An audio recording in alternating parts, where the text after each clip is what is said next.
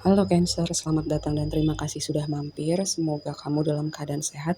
Ini adalah reading bulan Desember. Kita akan lihat apa yang kamu perlu tahu di bulan Desember ini ya. General energy untuk oracle-nya adalah Six House. Kata kuncinya sustainability. Di Six House ini merepresentasikan apa yang kita lakukan sehari-hari, pekerjaan kita, rutinitas kita, orang-orang yang kita temuin dalam day to day kita, misalnya di tempat kerja, di kampus, hal-hal semacam itu ya. Dan ini ada sebuah reminder gini, dengan Six House, kayak apakah rutinitas kamu itu sudah sudah memberikan hasil seperti yang kamu mau? Apakah rutinitas kamu itu sudah cukup produktif? Apakah rutinitas kamu itu kayak akan berkontribusi untuk mimpi besar kamu atau sesuatu yang sifatnya jangka panjang? Apakah rutinitas kamu itu sudah seimbang ya? Seperti itu, karena di sini ada tema ya seperti emosi kamu itu, hal pertama yang aku dapat, emosi kamu itu berpengaruh terhadap day to day kamu gitu. Mungkin bukan buat semuanya, tapi ada yang sangat bisa jadi moody ya ketika emosinya kecolek, dan itu bisa mempengaruhi, misalnya dalam sehari itu ada 10 hal yang bisa dikerjakan, tapi ketika kecolek itu cuma bisa 5 atau 4 gitu. Oke, karena di sini tema besarnya untuk tarot adalah Queen of Cups dan Emperor. Queen of Cups itu pertama, ini bisa yang menarik adalah kartu kamu tuh dibuka dengan Queen of Cups, ditutup juga sama Queen of Cups gitu. Jadi ini pertama bisa berbicara tentang sebuah sinyal untuk hubungan romantis, itu yang nggak masalah laki-laki atau perempuan.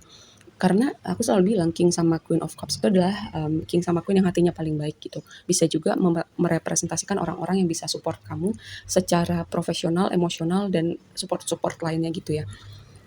Dan ini Queen of Cups ada di general energy kamu, selain berbicara tentang sosok orang-orang yang ada di hidup kamu atau akan kamu temuin, bisa juga ini berbicara tentang ada sesuatu tentang emosi kamu, intuisi kamu, menyelami dalamnya emosi kamu untuk bisa kamu meregulasinya ke depannya dengan lebih baik ya. Karena dikonfirmasi sama Emperor.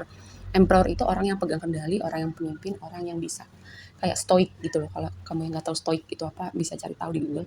Jadi kayak orang bisa tenang, bisa tetap jalan terus walaupun kayak masalah bertubi-tubi datang, tantangan datang. Bukan berarti nggak punya perasaan ya, tapi bisa tetap tenang di tengah badai dan pegang kendali atas hidupnya. Terus satu hal lagi yang aku dapat adalah kayak sosok feminim signifikan di hidup kamu itu mungkin selama ini kamu sadar ataupun nggak sadar menyetir, mengendalikan atau mempengaruhi kamu, apa yang kamu kerjakan, apa yang kamu pilih, apa yang kamu lakukan sama hidup kamu.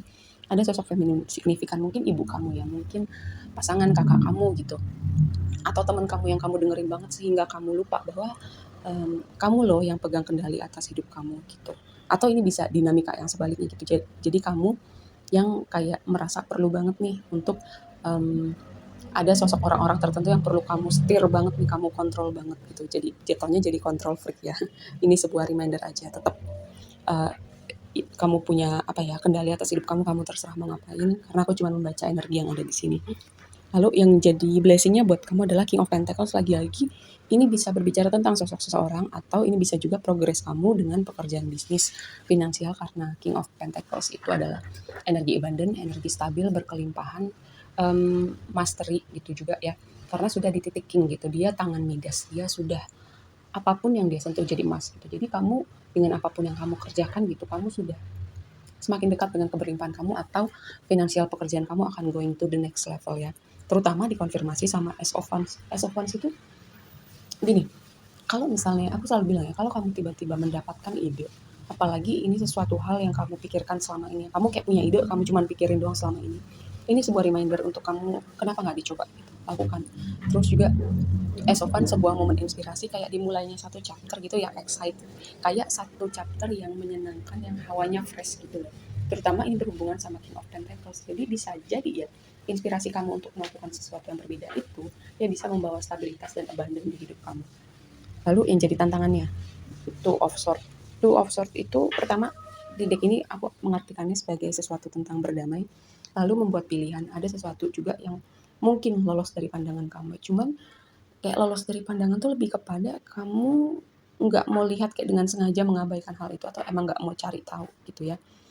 Terus dikonfirmasi sama Six of Pentacles. Six of Pentacles itu harusnya jadi kartu yang vibe-nya menyenangkan, keseimbangan, memberi dan menerima gitu. Jadi ketika ini jadi tantangan, ada sesuatu yang nggak seimbang. Kayaknya ini juga tema yang pernah muncul di reading sebelumnya, mungkin aku salah gitu ya. Tapi kayaknya aku pernah inget deh berbicara tentang hal ini.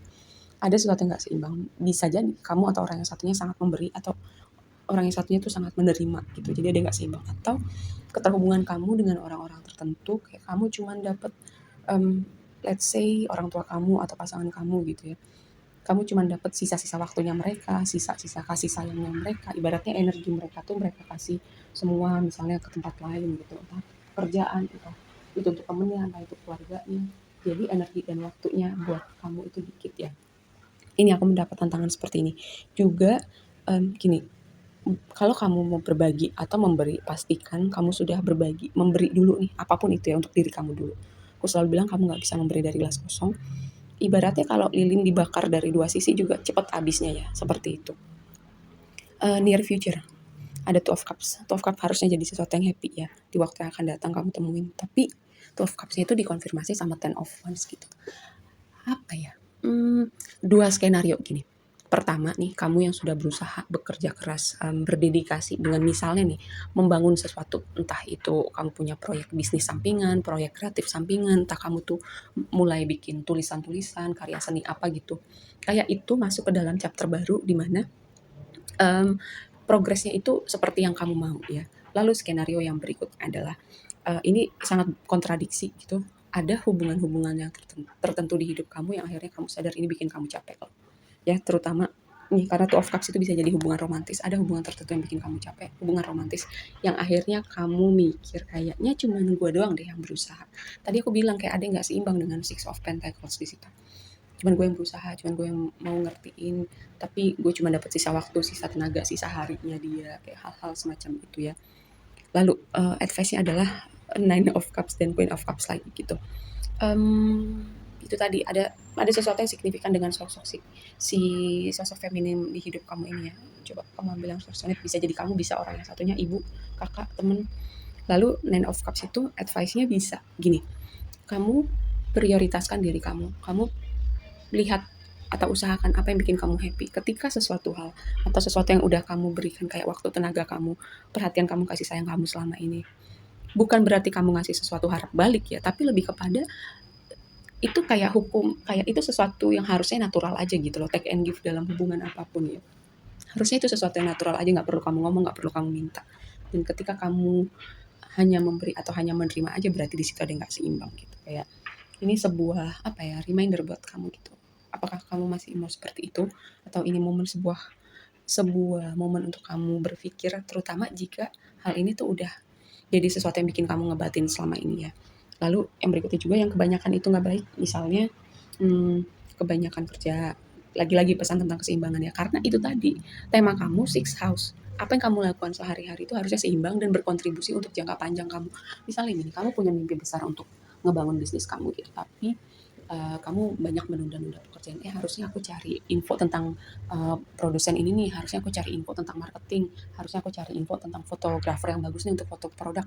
Tapi kamu menunda-nunda itu semua. Nah, itu contohnya, contoh paling simpel tentang semua hal yang kita lakukan dari kita bangun sampai kita tidur lagi itu harusnya intensional ya. Memang kadang aku juga bicara itu mudah gitu, tapi setidaknya udah ada awareness-nya gitu. Dan segala sesuatu perubahan itu dimulai dari awareness dulu ya. Dan gini, kalau kamu yang udah banyak bekerja, berusaha untuk apapun itu ya, take time, advice-nya satu lagi adalah take time to breathe out. Terutama ada sesuatu yang menguras emosi kamu ya.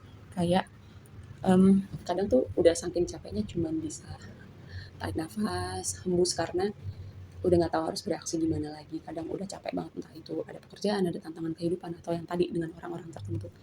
Kayak sebuah reminder aja sih untuk kamu, kadang nggak perlu dilawan, kadang kamu tuh cuma butuh diem, tarik nafas perlahan, hembus lagi, kamu duduk, kamu relaksasi, kamu makan sesuatu yang kamu suka, habis itu kamu istirahat dan kamu baru besok kamu bangun lagi, semangat lagi, hadapi dunia lagi. Seperti itu, kadang hidup tuh cuma butuh kayak gitu ya, di saat lagi capek-capeknya. Oke, segitu aja dulu readingnya kali ini buat kamu, semoga bermanfaat dan sampai ketemu di reading berikutnya ya. Bye.